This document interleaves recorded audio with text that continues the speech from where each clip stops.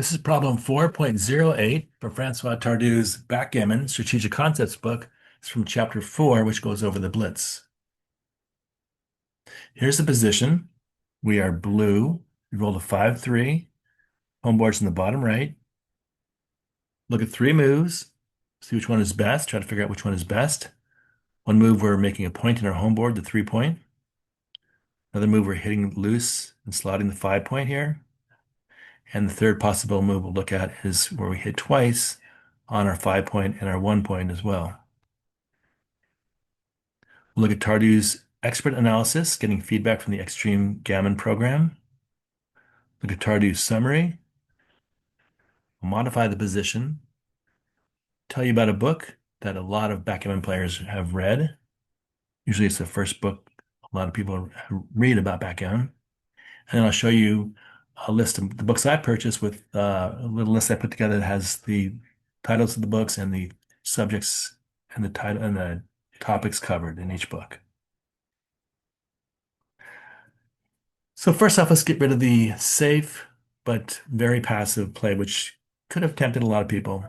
It usually does. That's the play where we're making the 3-point.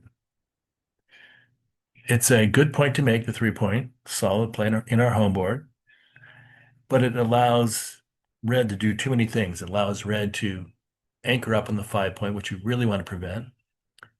If red can't do that, red has an opportunity now to either make a 7-point or it's 5-point with these. So he's got a lot of potential to do a lot of damage. And so that's why this is the third best of the top three plays. There's better plays.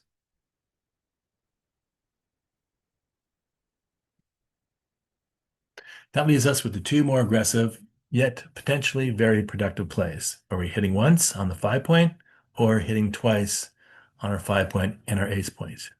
Let's look at both of those. So on the left is the play where we're hitting loose on our 5-point. On the right is where we're hitting loose on our 5-point and our ace-point. Take a look at both plays. Think of which one looks better to you, which one you would do, which play you would make over the board. And let's see what Tardieu and XG have to say about each of these plays.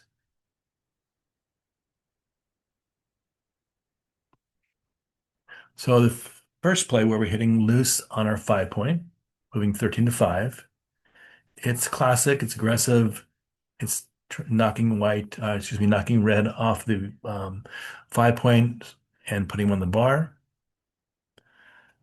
And that's our main focus. Our main goal is to get red off of this point and to make it ourselves if possible. And the other move where we hit twice, this move here, is actually gives us better chances of doing that. By hitting twice, we are actually giving red less chances of hitting us on the 5-point. Even though we're exposing twice, red has less of a chance to hit us and possibly make this 5-point than the other if we made the other play. If I look at this here, the first play on top where we're hitting just once on the 5-point, red can hit us coming in from the bar 20 different ways. I list the rules over here. Down at the bottom, where we hit twice, there's only 11 ways for red to come off the bar and hit us. Also, on the top play, on the 13 to 5 here, red can come in on a 5 and cover it with a 4. So 5-4 will not only allow red to come in, but give red the 5-point anchor. Whereas down here, the only way red can come in and make the anchor is by rolling double 5s. So even though we really don't care too much about this ace-point, by knocking red off, putting him on the bar twice, we are actually making it easier for us to make this point on our 5-point. That's why this is the chosen play, rated number 1, hitting twice.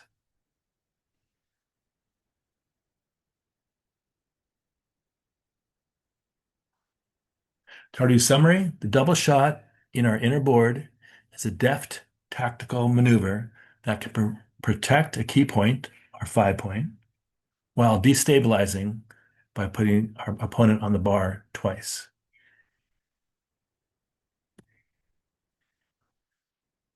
If you modify the position, so moving some checkers around, keeping the relative pip count about the same, we're leading by 5 here in the original position. When I move things around, we're leading by 6, or we have a little more of a lead by 1 pip. Basically the same. Here I'm changing the roll from a 5-3 to a 4-1. So we still have the same choices. In the original position, we could make a point, 3-point, or hit once on the 5-point, or hit twice on the 5 and the 1-point. Same choice here, pretty much. We can either, the 4-1, we can make our 3-point, or we can hit twice, 6-2, 6-1, or we can hit just once if we want to. So same basic choices we have. But now the only difference is, the main difference is that we're not too worried about red making this 5-point anchor. There's only one roll where I could do that with a 4-3. So now that we're not really protecting too much, worried too much about red making this 5-point, let's see what XG says. XG says we should go ahead and make 3-point and not worry about hitting twice. I believe this reinforces the idea that we hit twice in the original position in order to stop red from anchoring up on that key 5-point, the key strategic point. I think I'm interpreting this correctly, but I might be missing something. Let me know if you agree or not, if you have a question or a comment. Any and all feedback is welcome.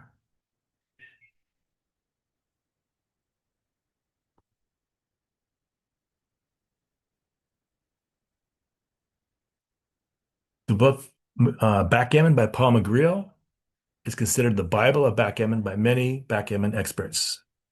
Magriel clearly explains topics which players at all levels will find helpful. This is very often the very first book that many backgammon players read about backgammon. Here's a list I made of the chapters for this that are covered in this book, and the topics.